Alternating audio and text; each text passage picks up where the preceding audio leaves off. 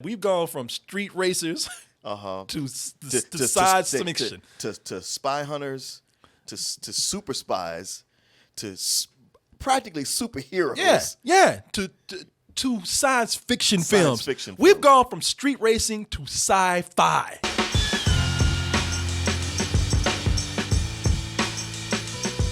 Look at you. I'm trying to save the world, which, for the record, will be my 4th time. Cartoon Caleb, what you're going to get is a very real shirt from dtmerch.com.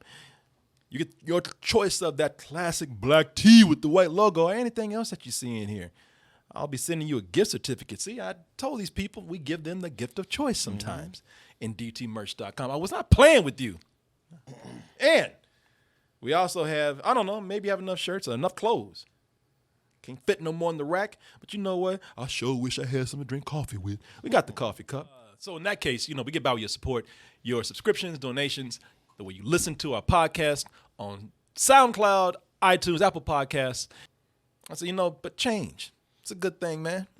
Change. You have to reinvent yourself to stay alive. You can't keep doing the same thing over and over again. In this world where no big movie's going to have just one. Everything's about sequel. Everything's about universe. Everything's about trilogies. All of that. You ain't going, it's just like potato chips. You can't eat just one. You're going to have a lot. So change, you just can't keep doing the same thing over and over again, right? Right? Sometimes you're changing and you're doing the same thing over and over again at the same time. Change is good. Or is it? Let's go ahead and take a look at, hey, Martin, let's ask old Hobbs and Shaw what they think about it. And then we'll be back with our review. Bulletproof. Superhuman. Who the hell are you? Bad guy. I got to tell you something. When I saw this trailer and they were talking about Superhuman, bulletproof, I thought it was Hobbs and Shaw watching another movie. Oh, really? I thought it was them watching a science fiction film, like Idris Elba was in a parody. No, you didn't. No, I swear to God, man. I was like, really? I was like, because we joked about it, and I thought that they had heard people joking about, oh man, y'all just gonna go to space and be superheroes and fight. And I thought that they actually were kind of riffing on that. Oh. I thought Hobbs and Shaw were Hobbs was watching a movie with his daughter, and I thought that it was going to be like he was watching this and it's going to pull back and he's going to get a call and it's going to be like, oh, now here's the real movie when it starts. I didn't know this shit was actually going to be the movie. You have no idea what we're dealing with.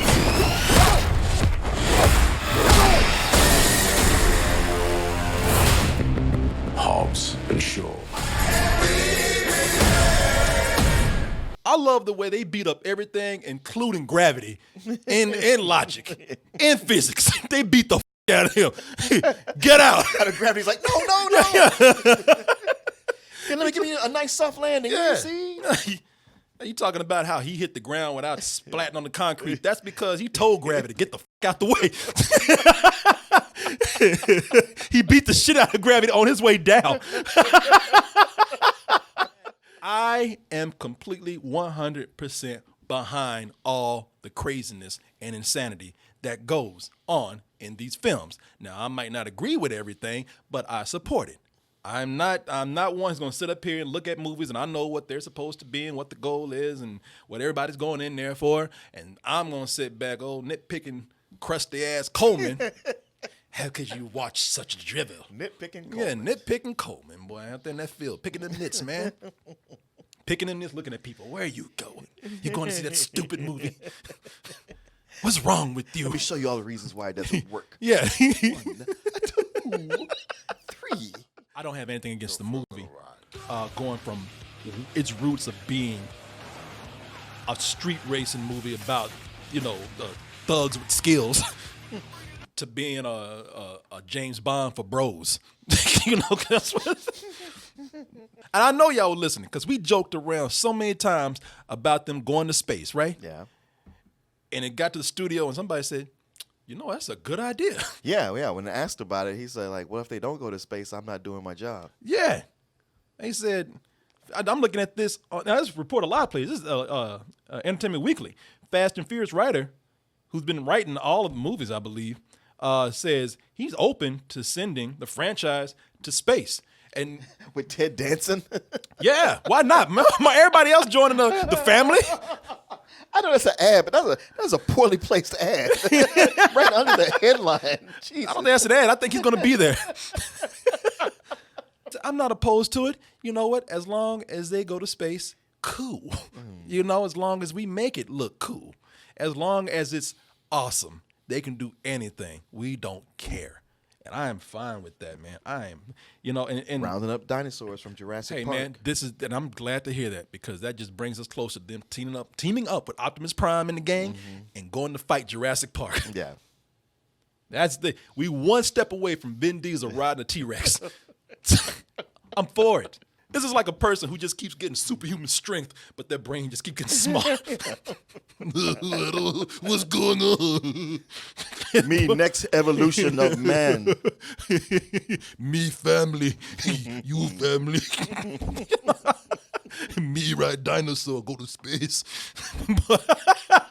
Hobbs and Shaw, that's what you get, man, with this. You know, they've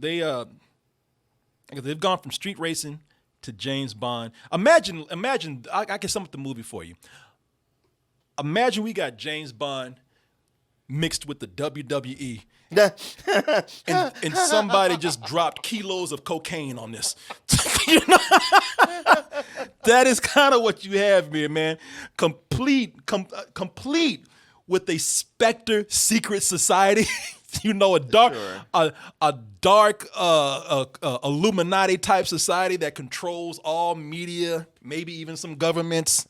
It felt like they were just tacking things on at that point. Because it was enough to like, hey, we have the ultimate bionic man. You know, a small outfit of zealots, and then it grew to a global conglomerate. That's the Illuminati. We control politicians. Like, you guys too? There's no politicians left. Every organization is controlling politicians. We've gone from street racing to the Illuminati controlling governments. Yeah. In a James Bond secret society. And this government controlling entity, global entity, just can't take out two guys. No, Martin. No, they cannot. I mean, because Martin, for one, you can't kill him. No matter what the you do to him, man. No matter what you do. No matter what these dudes don't bleed, man. That's true. They didn't even bleed. I'm telling you that these dudes are being, you know, muscle and bone. They're made out of rubber. You gotta feel that The Rock he hasn't revealed it yet, but he's got a force field because Jason Statham is small, so you could see how bullets might miss him.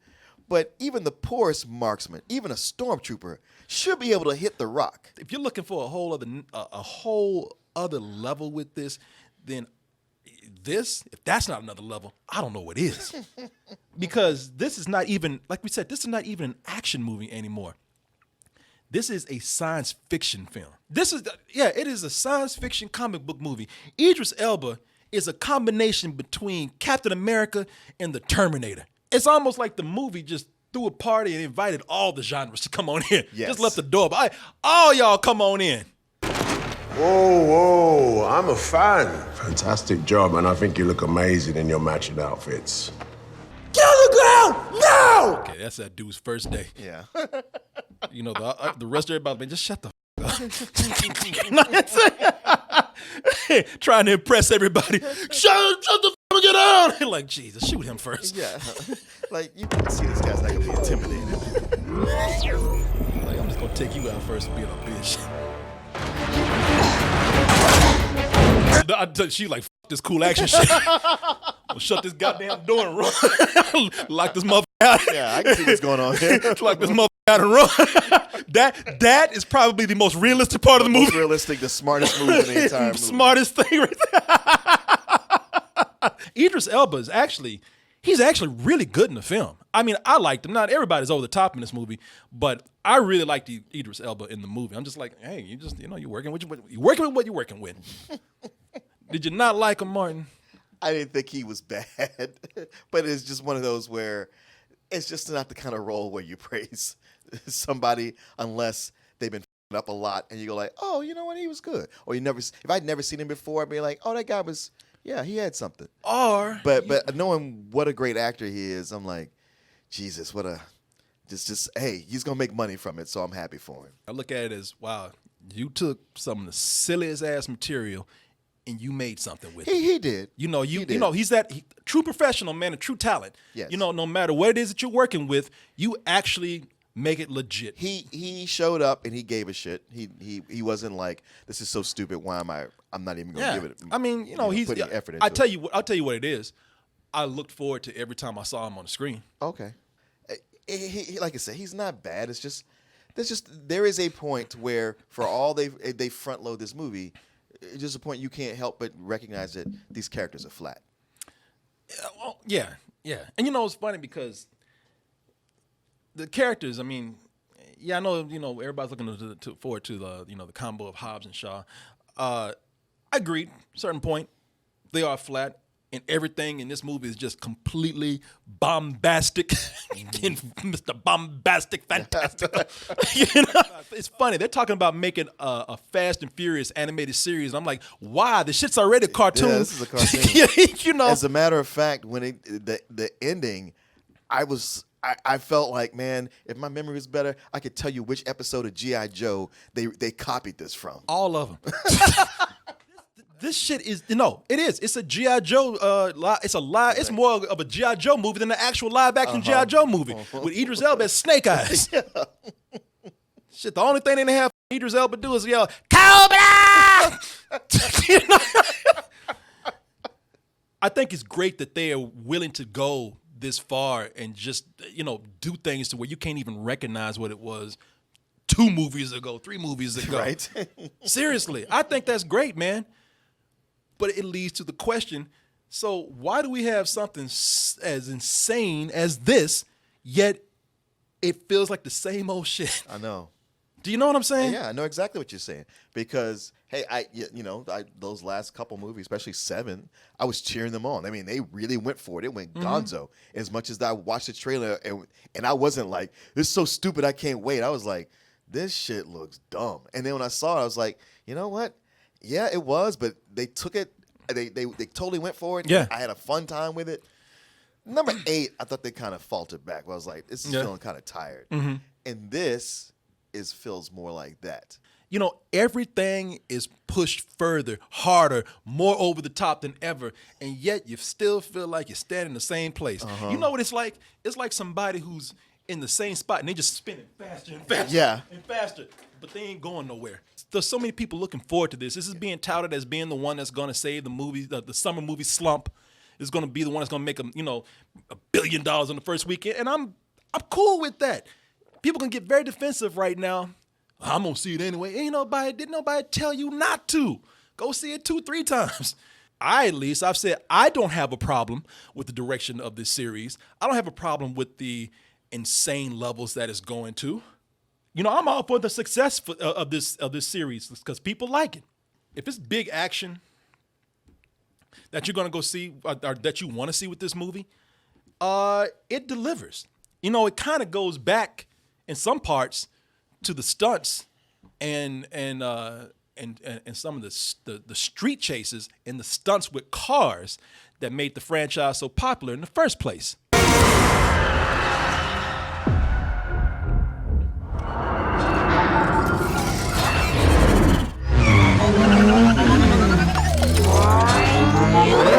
Close to that Transformers Fast and Furious team up. I know, man. They kept throwing that Transformers sound effect in there. Man, I'm telling you, they want to. Uh-huh. And that motorcycle that he's on, it might as well be a Transformer. Oh yeah. It's like it's his pet motorcycle. Mm-hmm. Like when the motorcycle's not around, he jumps off of something, and the motorcycle just shows up like a dog, just panting. Oh yeah. There was a point when it wasn't even around. He whistled for it. It just pulled up on its own. And the motorcycle actually showed up.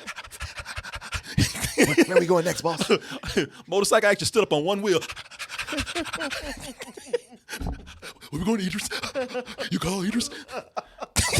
motorcycle just show. It's actually a cool effect, man. When It actually is. when that motorcycle transforming motorcycle shows up.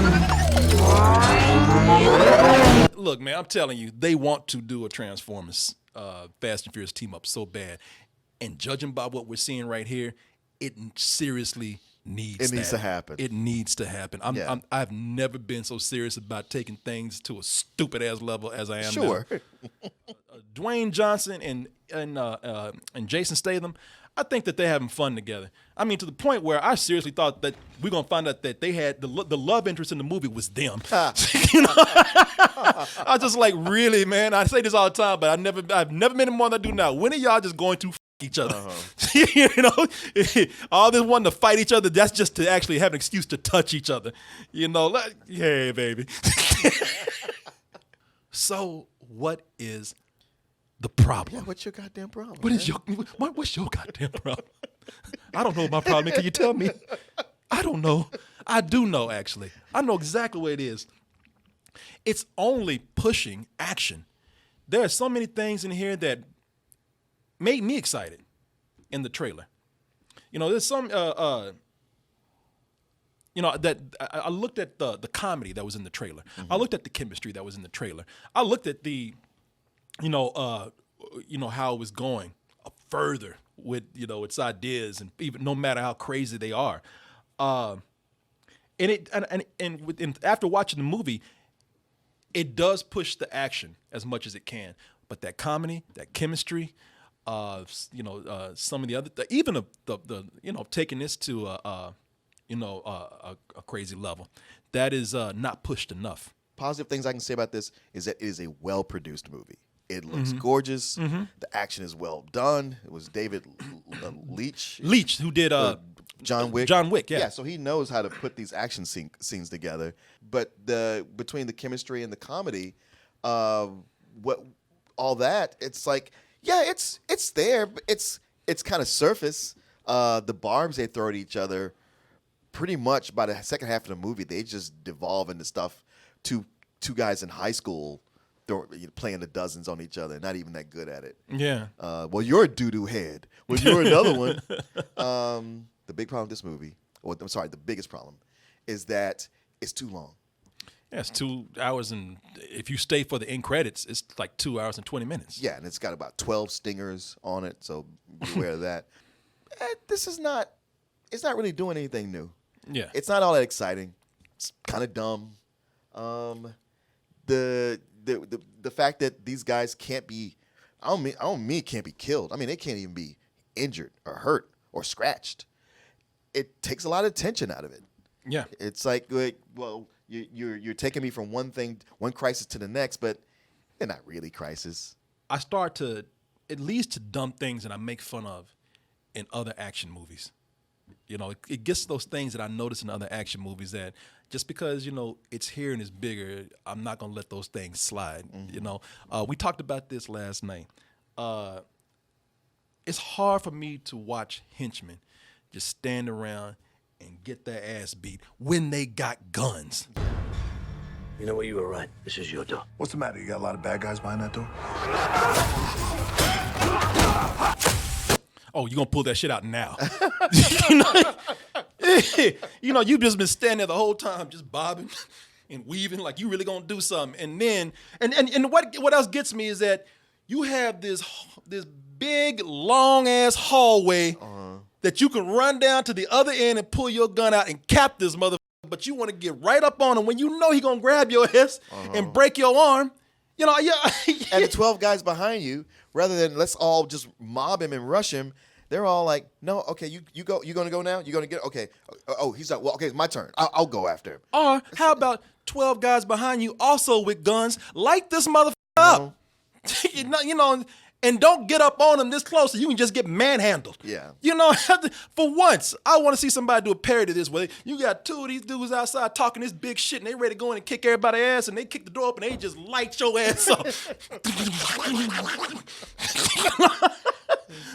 Well, I was gonna shoot him, but the script says I can't. He's got a writer in his contract. I can't shoot him. Oh. Nobody can shoot him.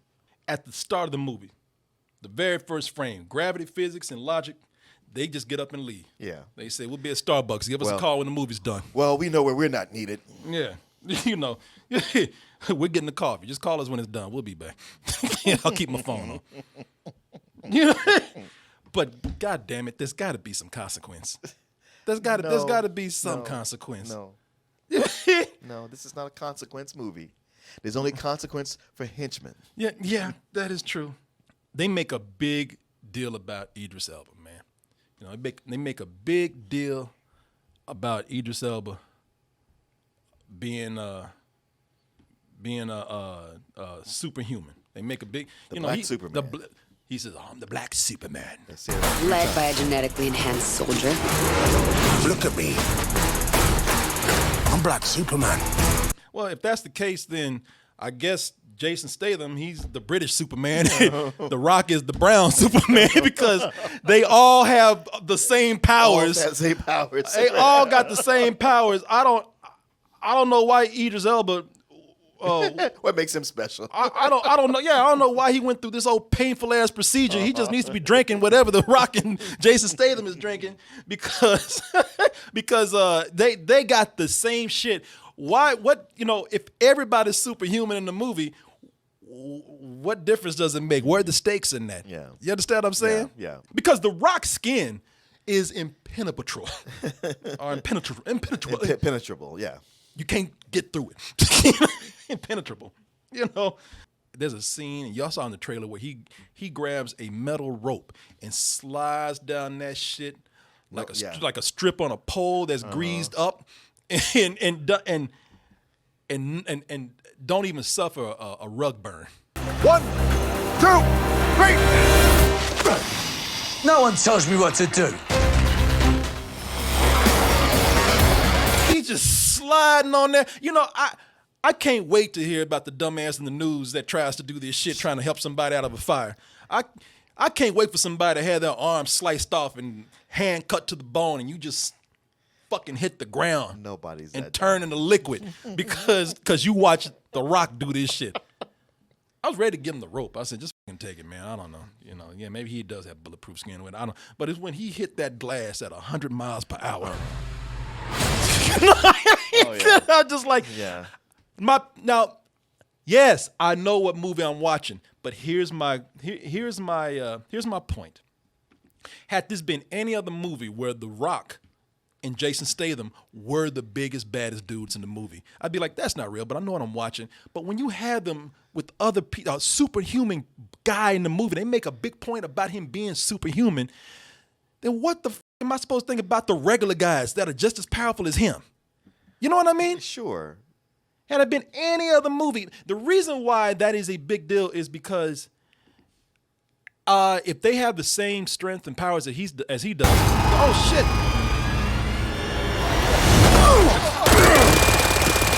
Brother, you would, and that's another thing. You were so big, that guy wouldn't have caught you. Both y'all would have knocked that. Y'all would have pulled that building down. It makes it feel like no one has any vulnerability. Therefore, as you said, there is no consequence. There's no tension. Yeah. That's what I felt the whole time. Just after a while, there's no tension here. Yeah. Everything's going to work out. These guys won't get hurt. They're going to come out on top. Henchmen will die. We might have a minor character die. The Avengers is actually more realistic than this. Yeah. The Avengers actually has consequence. Yeah. You know what I mean? Yeah. No, the Avengers, when you watch the Avengers, there's stakes. Yeah. Here, Yeah. nothing. I mean, shit, they'll let you know. I mean, look, we'll kill the baddest dude here. We'll kill Tony Stark. Dudes, I mean, we might cheat and bring him back to a time machine or something, but, people will seem vulnerable. And these are superheroes, which is why it works, because it's like, hey, superheroes even vulnerable. That's why we kind of relate. Yeah. Right here. I don't really identify with any of these characters, either one of these guys. I mean, I could like one over the other or like them both, but they aren't like any person I know. Well, of course not. And that's fine. I mean, when I'm watching an action movie and whatnot, I can relate in a small sense in that, I like it that they have comedy with these guys talking to each other like this. I think that is one of the strengths of the movie, but I'll tell you about where that goes in a little while. But there's this, I don't want to talk. I really am cautious to bring up writing in this movie because there's hardly any. Yeah. But there's lazy writing. There's hardly any writing, and then there's just doing the same shit within the movie just to keep things going. Because what I'm talking about here, when these characters, when they're not fighting, when they're not blowing shit up, they're hacking. That's the solution to everything. Hack. They hacked their way through this. It's shit. They would have wore that machete down had they had one of this movie. They hacked so much in here. And again, here's where I'm gonna drop the word. I don't want to drop the S word, but there's also being self-aware, and then there's stupid. And then beyond that, and I can deal with stupid, but then there's just stupid with no excuses. You can't keep talking about, well, you know what this is. You know this is dumb. You know this is stupid fun. Nah, man, sometimes you got to put in some work somewhere to make me believe something here. Otherwise, I'm just on an amusement park ride. Mm-hmm. Otherwise, I'm at Universal Studios. I'm not watching a Universal movie. You know what I mean? I think with this you can do both. Yeah. This is a 2.5 hour Universal ride. Not a movie. A ride. And some people are fine with that. Well, you get on a roller coaster and it's only 4 minutes. You're like, man, that wasn't enough. I want to go again. If you got on a roller coaster, it was 2.5 hours. You'd be like, let me off this shit. I want to get off. Please. Stop. Was it fun? Hell no. They have a device in the movie that's and this is a device that is developed by this underground society with tech that no one has seen. It gets broken, but God damn it, they need it to save the world. What are they gonna do with this broken device that no one has ever seen before? The Rock turns around and tells Jason Statham, "Well, hey, I know a mechanic." But he's a very good mechanic. Uh-huh. Oh yeah. And he's a hacker. He can fix anything, including a secret weapon that no one has ever seen before. It's just things like that where it's like, okay, you're not really writing anymore. This is lazy. No, see, because you look at this movie, I think it's kind of obvious that it's written from the perspective of they know, okay, we got to have a set piece to introduce these guys with them fighting somebody. Yeah. We got a set piece, a big car chase in London. We have the showdown in abandoned Chernobyl nuclear plant. Yeah. And then another guy's like, oh, I can imagine a big finale action sequence on the island of Samoa. Yeah.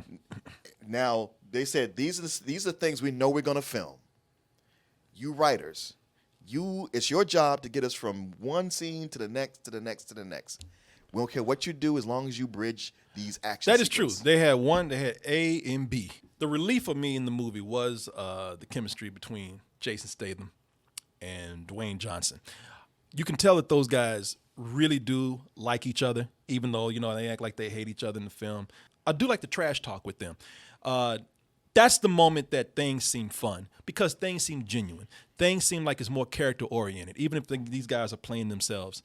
And that is where the movie has the most personality because it is people getting you instead of using their fist or explosions, it is them using their personality. Pick a door.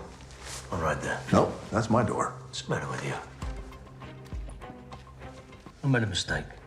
This is your door. Oh, no backsies. I wish I had more of that in the movie, except that I wish that they would progress it because they don't do it in the movie. What happens in the film is that, it's another case of, there's no development towards a friendship with them. You know what I'm saying? Yeah. It's just them. I mean, it's like watching a romantic comedy where you never get the kiss. Or they never get together. The only time that they are getting along with each other is when they're beating the shit out of other people. And that's when out of somewhere, somehow, I don't know how I got here, but they're like, I got your back, brother. And it's like, you want to kill him like 5 minutes ago. 5 minutes ago for 2 hours, you want to kill him. How did we get here? Yeah, that's why when I look at this, I tell you that with Jason Statham in the movie, I'm sorry, not Jason, but Idris Elba in the movie, who I do like a lot. Kirby, what's her name? Vanessa Kirby? Yeah. Vanessa Kirby, I think, is another one who was really, you know, you got 2 action stars who are doing what they do. I thought she was really good. But you got 2 guys in here, or 2 actors here who are really trying to do something with the material that they have beyond just action. Idris Elba and Vanessa Kirby. And another thing, Vanessa Kirby just knows when the audience is getting tired of this shit. She's like, look, y'all shut the fuck up. Yeah. And so, you know, she usually kind of comes in and breaks up the tedium between the 2. I'm not going to begrudge somebody who goes in here who wants to watch it for the action, because they almost know their audience too well where they neglect some other things. If that is what you're going in here for, to look for the action, then you got it. If you're going in here to look for these guys because you like them, you got it. Like I said, I can nitpick about some things in here that I see as lazy that I don't like in other movies. It won't affect anybody else. They talk about secret plans out in the open, completely out in the open in a diner, an airplane. You know, the climax makes no fucking sense whatsoever. The bad guys do something completely idiotic just so that they could lose. Yeah. I was like, you really didn't plan for this with these goddamn. I mean, with Maui and friends, you know. Shit, this shit turned into Moana on steroids, and y'all lost just because the script said you need to lose. It does, you know, but it still reminds you with moments of comedy that we're not taking this too seriously. So I'm trying to ride with it. Very funny cameos in here. I'm not going to tell you who they are, but audiences seem to enjoy that. And the action here, it just became, for me, more noise than anything because, as I said, there was no personality to it. It just blended in with anything else. Still fun, I think, if you don't mind the glaring laziness of certain parts, I'll give it a high rental.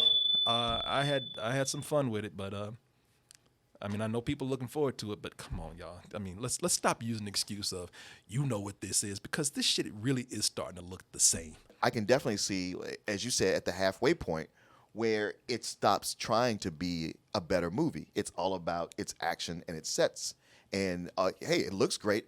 My thing about this is, like you, I don't hate it, but I don't think it's as good as the Fast and the Furious movies. I think it's got the same disease that a lot of movies this summer has had, and just that's been coming up, where everything moves too quickly and it's too calculated, and it just feels very cynical.